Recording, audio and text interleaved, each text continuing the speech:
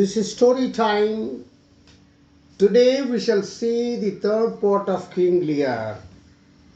We have already seen that the first two daughters of King Lear do not treat him kindly, but they display indifference and disrespect towards the old king in their word and deed.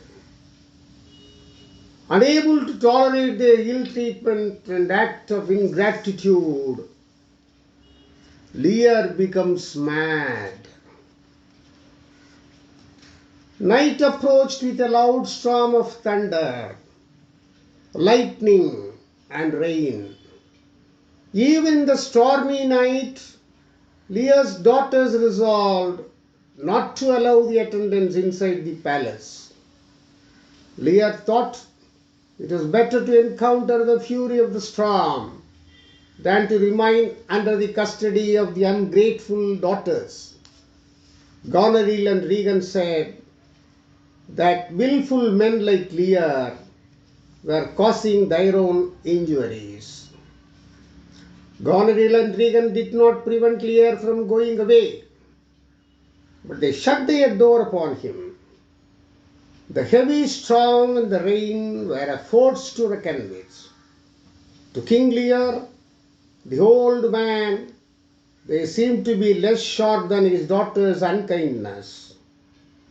In the darkness of night, Lear was exposed to the heavy storm. Defying the storm and thunder, Lear wandered about in the bush and heath. He wanted the storm to throw the earth into the sea, so that there could be no signs of any ungrateful creature. The fool was the king's only companion. He sang, "Adversities, very much like rains, are but inevitable in our day-to-day life." He made witty remarks, saying that it was the right time for the king to ask for his daughter's blessing. Earl of Kent, in the guise of chaos, followed the king. Without knowing that chaos was really the Earl of Kent, the fool said, "Alas, sir, are you here? Creatures that love night do not love such nights. The dreadful storm has driven the beasts to their hiding places. Man's nature cannot endure the affliction or fear." At once, Lear rebuked him, saying that when a greater evil was experienced, the lesser evils were not felt. Lear spoke of ingratitude, adding that it was like the mouth steering the hand for lifting the food. Case insisted that the king should not stay in the open air. He persuaded him to enter a small hut upon the heath. When the fool first entered the hut, he was terrified at the sight of a spirit. The spirit was none other than a bedlam beggar who had come there for shelter. He began talking about devils. The fool was frightened. The king saw the beggar in a miserable plight, covering his nakedness with blanket. He thought the beggar must be some father who had given away everything to his daughters and brought himself to such a condition. He thought that having unkind daughters would only bring such misery. The madness leads him to tragic awareness. Now, the dutiful daughter joins King Lear. Lear's wild speeches revealed that he had become mad. Caius understood the condition of the old king. With the assistance of a few royal servants, Caius brought Lear to the castle of Dover. Then he went to France and met Cordelia.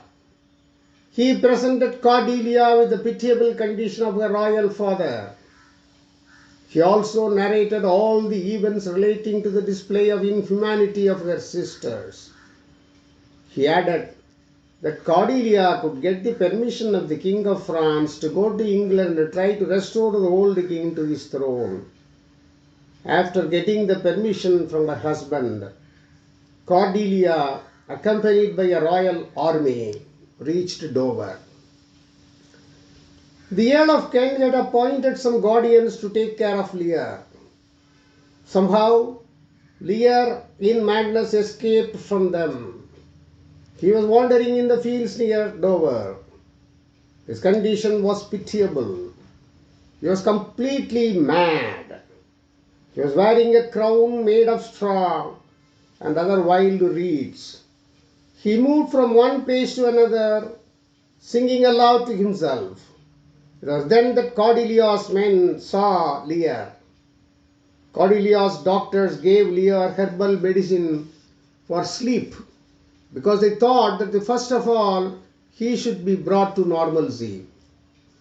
The doctor advised Cordelia not to meet Lear till his composure was restored. Cordelia had promised gold and jewels for the physicians. She was particular that the king's normal health should be restored at any cost. There was good improvement in the treatment given by the skillful physicians. Very soon, Lear was in a condition to recognize his daughter Cordelia. The meeting between the father and the daughter was an emotional sight. The king became very emotional to see his darling child after his bitter experience with the other two daughters. Though he had disliked her for a very small fault, Cordelia was so kind. There was a conflict of passions in the old man's heart. Lear could faintly remember the place and the people around him. Lear said, "Where have I been? Where am I at this moment?"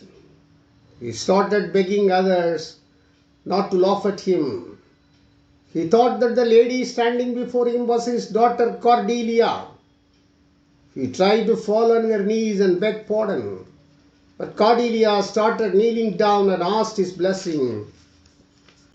She told him that it was unbecoming of the old man, the father, to kneel down. Cordelia said that it was her duty as a daughter to kneel before him. In fact, her sisters must be ashamed of their behavior. Cordelia explained to her father how she had come from France to assist him. Lear requested her to forget and forgive him, as he was old and foolish. Lear said that Cordelia could be right if she did not love him, as there was a valid reason. "I pray you, you should not weep. I know you have no love for me. As I do recollect, your sisters have been thoroughly unjust to me. You have sufficient reason for becoming angry at me and not loving me. They don't have any such cause." Cordelia kindly said that she had no cause whatsoever not to love him. Cordelia's physician succeeded in their attempt to cure Lear. With the help of medicine and sleep, Lear's condition was brought to normalcy. The continuation of the story will be done in part 4 in the upcoming video.